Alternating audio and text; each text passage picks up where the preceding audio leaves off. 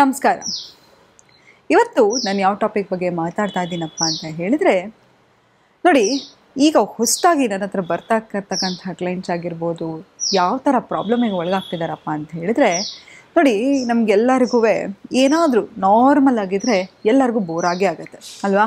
ದಿನ ಬೆಳಗ್ಗೆ ಎದ್ದೇಳೋದು, 8 ಗಂಟೆಗೆ ಎದ್ದೇಳೋದು, ಕೆಲಸಕ್ಕೆ ಹೋಗೋದು, ವಾಪಸ್ ಮನೆಗೆ 6 ಗಂಟೆಗೆ ಬರೋದು, ಇದನ್ನೇ ನಾವು ಮಾಡ್ತಾನೇ ಇದ್ದೀವಿ ಅಂತ ಹೇಳಿದರೆ ಹಲವಾರು ವರ್ಷಗಳಿಂದ ನಮಗೆ ಬೇಜಾರಾಗ್ಬಿಡುತ್ತಪ್ಪ, ನಮ್ಮ ಜೀವನ ಇಷ್ಟೇನಾ ಅಂತ ಅನಿಸುತ್ತೆ. ಆಗಾಗ ನಾವು ಬ್ರೇಕ್ ತೊಗೊಂಡು ಬರೋದು, ಅಥವಾ ಎಲ್ಲೋ ಒಂದು ಮೂವಿಗೆ ಹೋಗೋದಾಗಿರ್ಬೋದು, ಅಥವಾ ಆಚೆ ಹೋಗೋದಾಗಿರ್ಬೋದು, ನೆಂಟರ ಮನೆಗೆ ಹೋಗೋದಾಗಿರ್ಬೋದು, ಇದೆಲ್ಲವನ್ನು ನಾವು ನಮ್ಮ ಜೀವನದಲ್ಲಿ ಚೇಂಜಸನ್ನು ಮಾಡ್ಕೋತಾ ಇರ್ತೀವಿ. ಆದರೆ ಇವತ್ತು ಏನಾಗ್ತಿದೆಯಪ್ಪ ಅಂತ ಹೇಳಿದರೆ, ಸಂಬಂಧಗಳು ಬದಲಾಗ್ತಾ ಹೋಗ್ತಾ ಇದೆ. ಡಿವೋರ್ಸ್ ರೇಟ್ಗಳು ಜಾಸ್ತಿ ಆಗ್ತಾ ಇದೆ, ಅಥವಾ ಹೀಗೆ ಇವತ್ತಿದ್ದವರು ಜೊತೆಲಿ ನಾಳೆ ಜೊತೆಲಿ ಇರ್ತಾ ಇಲ್ಲ. ಬ್ರೇಕಪ್ಗಳಾಗಿರ್ಬೋದು, ಅತಿಯಾಗಿ ಹೆಚ್ಚಾಗಿ ಯೂತ್ಸಲ್ಲಿ ಕೂಡ ಏನಪ್ಪ ಪ್ರಾಬ್ಲಮ್, ಮಾನಸಿಕವಾಗಿ ಏನು ಕಾಯಿಲೆ ಅಂತ ಹೇಳಿದರೆ ಈ ರಿಲೇಷನ್ಶಿಪ್ಗಳು. ನೋಡಿ, ಮೊದಲಾದರೆ ಒಂದು ಕಾಲೇಜಲ್ಲಿ ಒಂದು ಸಲಿಗೆ ಬೆಳೀತಾ ಇತ್ತು. ಆ ಸಲಿಗೆಯಿಂದ ಆ ಹುಡುಗಿಯನ್ನು ಇಷ್ಟಪಡಿಸ್ಲಿಕ್ಕೆ ಅಥವಾ ಹುಡುಗಿಯನ್ನು ಮನವೊಲಿಸ್ಲಿಕ್ಕೆ ಎಷ್ಟೊಂದು ಕಷ್ಟವನ್ನು ಪಡಬೇಕಾಗಿತ್ತು. ಅಥವಾ ಇನ್ನೊಂದು ಮಗದೊಂದು ಮಾಡಿ ಹೇಗಾದರೂ ಆ ಸಂಬಂಧವನ್ನು ಗಟ್ಟಿಗೊಳಿಸ್ಕೊಳ್ಳಿಕ್ಕೆ ಎಷ್ಟೊಂದು ಬುನಾದಿಯನ್ನು ಹಾಕ್ತಾಯಿದ್ರು. ಇಬ್ಬರು ಕೂತು ಮಾತಾಡಿ ಆ ಸಂಬಂಧವನ್ನು ದೃಢೀಗೊಳಿಸ್ತಿದ್ರು. ಆದರೆ ಇವತ್ತಿನ ಜನ್ರೇಷನ್ ಹೇಗಿದೆಯಪ್ಪ ಅಂತ ಹೇಳಿದರೆ, ಎಷ್ಟೊಂದು ಆ್ಯಪ್ಗಳು ಬಂದುಬಿಟ್ಟಿದೆ.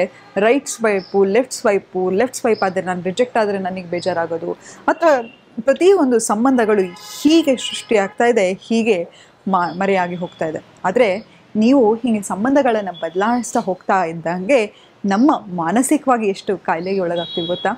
ಈಗ ಹೊಸದಾಗಿ ಒಂದು ಸೃಷ್ಟಿಯಾಗಿರೋದು ಏನಪ್ಪ ಅಂತ ಹೇಳಿದ್ರೆ ಸಿಚುಯೇಷನ್ಶಿಪ್ ಅಂತ ಕರೀತಾರೆ. ಅಂತ ಹೇಳಿದ್ರೆ ಅದು ರಿಲೇಷನ್ಶಿಪ್ಪೂ ಅಲ್ಲ, ಅಥವಾ ಯಾವುದೇ ಥರದ ಒಂದು ಕಮಿಟ್ಮೆಂಟು ಕೂಡ ಇರಲ್ಲ.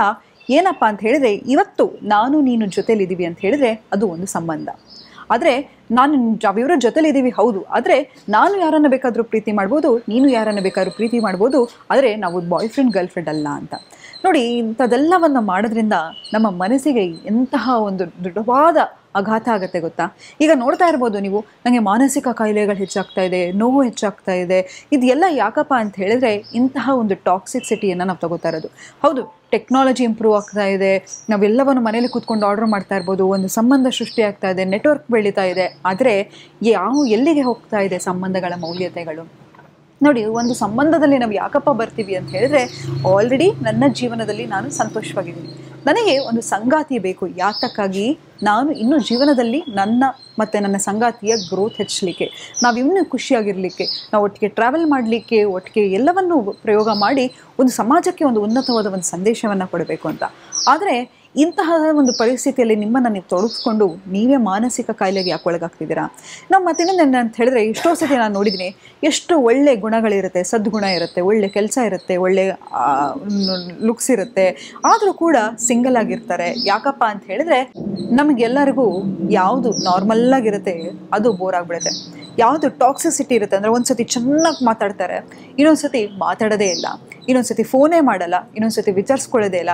ಇಂತಹ ಒಂದು ಸಂಬಂಧಗಳಲ್ಲಿ ನಮಗೇನಾಗುತ್ತೆ ಅಂತ ಹೇಳಿದರೆ ಅಡಿಕ್ಷನ್ ಥರ ಆಗುತ್ತೆ. ಹೇಗೆ ನಮಗೆ ಒಂದು ಡ್ರಗ್ಸು ಅಥವಾ ಯಾವುದೋ ಒಂದು ಚಾಕ್ಲೇಟನ್ನು ನೋಡಿದ್ರೆ ತಿನ್ನಬೇಕು ಅನಿಸ್ತಾ ಇರುತ್ತೆ. ಆ ವ್ಯಕ್ತಿಯ ಫೋನ್ ಬಂದರೆ ಅಥವಾ ಮೆಸೇಜ್ ಬಂದರೆ ತಕ್ಷಣ ನಮಗೆ ಆ ಡೋಪಮೈನ್ ರಶ್ ಬರುತ್ತೆ, ತಕ್ಷಣ ನಮಗೆ ಒಂಥರ ಖುಷಿ ಆಗ್ತಾ ಹೋಗುತ್ತೆ. ಅದು ಪ್ರತಿ ಸತಿ ಒಂದು ಚಾಲೆಂಜ್ ಆಗ್ತಾ ಹೋಗುತ್ತೆ. ಇವತ್ತು ಅವ್ರು ನನ್ನ ಹತ್ರ ಚೆನ್ನಾಗಿ ಮಾತಾಡಿದ್ರೆ ನಾನು ಚೆನ್ನಾಗಿದ್ದೀನಿ, ಇವತ್ತು ಅವ್ರು ನನ್ನ ಜೊತೆ ಚೆನ್ನಾಗಿ ಮಾತಾಡಿಲ್ಲ ಅಂತ ಹೇಳಿದರೆ ನಾನು ಚೆನ್ನಾಗಿಲ್ಲ ಅಂತ. ದಯವಿಟ್ಟು ಇಂತಹ ಒಂದು ಪರಿಸ್ಥಿತಿಯಲ್ಲಿ ನೀವಿದ್ದರೆ ಖಂಡಿತವಾಗ್ಲೂ ಒಂದು ಹೆಜ್ಜೆ ಹಿಂದೆ ಬಂದು ಆ ವ್ಯಕ್ತಿಗೆ ನಿಮ್ಮ ಬೆಲೆ ತಿಳಿಸೋ ತನಕ ನೀವು ಆ ವ್ಯಕ್ತಿ ಹತ್ರ ಹೆಚ್ಚಾಗಿ ಮಾತಾಡೋದಾಗಿರ್ಬೋದು, ಕಮ್ಯುನಿಕೇಷನ್ ಮಾಡೋದಾಗಿರ್ಬೋದು, ಅಥವಾ ತನ್ನ ಬೆಲೆಯನ್ನು ತಿಳ್ಕೊ ಅಂತ ಹೇಳಿ ಯಾವತ್ತೂ ಬೆಳ್ಳಾಡಬೇಡಿ. ನೋಡಿ, ಒಂದು ವ್ಯಕ್ತಿಯ ಬೆಲೆ ಅವರಾಗಿ ಅರ್ಥ ಆಗೋ ತನಕ ನಿಮ್ಮ ಬೆಲೆ ಅವ್ರಿಗೆ ಅರ್ಥ ಆಗಲ್ಲ. ಸೊ ಯಾರ ಹತ್ರ ಹೋಗ್ಬಿಟ್ಟು ನನ್ನನ್ನು ಪ್ರೀತಿಸು, ನನ್ನ ಅರ್ಥ ಮಾಡ್ಕೊ ಅಂತ ಹೇಳಿದರೆ ಅದು ಮೂರ್ಖತನ ಆಗುತ್ತೆ. ಸೊ ಯಾರಾದರೂ ನಿಮ್ಮನ್ನು ತಾವು ಅರ್ಥ ಮಾಡಿಕೊಂಡು ನಿಮ್ಮ ಹತ್ರ ಬರ್ತಾರೆ ಅಂತ ಹೇಳಿದರೆ ಅದು ಒಂದು ಉನ್ನತವಾದ ಒಂದು ಸಂಬಂಧ ಹೊರತು ಅಂತಹ ಒಂದು ಸಂಬಂಧದಲ್ಲಿ ನೀವಿರಿ. ಯಾರು ನಿಮ್ಮನ್ನು ಸೆಲೆಬ್ರೇಟ್ ಮಾಡ್ತಾ ಹೋಗ್ತಾರೆ, ಯಾರು ನಿಮ್ಮನ್ನು ಗೌರವಿಸ್ತಾ ಹೋಗ್ತಾರೆ, ಯಾರು ನಿಮ್ಮನ್ನು ಪ್ರತಿದಿನ ಪ್ರತಿ ಕ್ಷಣ ನಿಮ್ಮ ಬಗ್ಗೆ ಯೋಚನೆ ಮಾಡ್ತಾ ಇರ್ತಾರೆ, ಪ್ರತಿ ಸತಿ ನಿಮ್ಮ ಒಳ್ಳೆತನ ಬಯಸ್ತಾ ಇರ್ತಾರೆ, ಅಂತಹ ಒಂದು ಸಂಬಂಧದಲ್ಲಿ ಇರಿ ಅಂತ ಹೇಳ್ತಾ ಇವತ್ತಿನ ಸಂಚಿಕೆಯನ್ನು ನಾನು ಮುಕ್ತಾಯಗೊಳಿಸ್ತಿದ್ದೀನಿ. ಧನ್ಯವಾದಗಳು.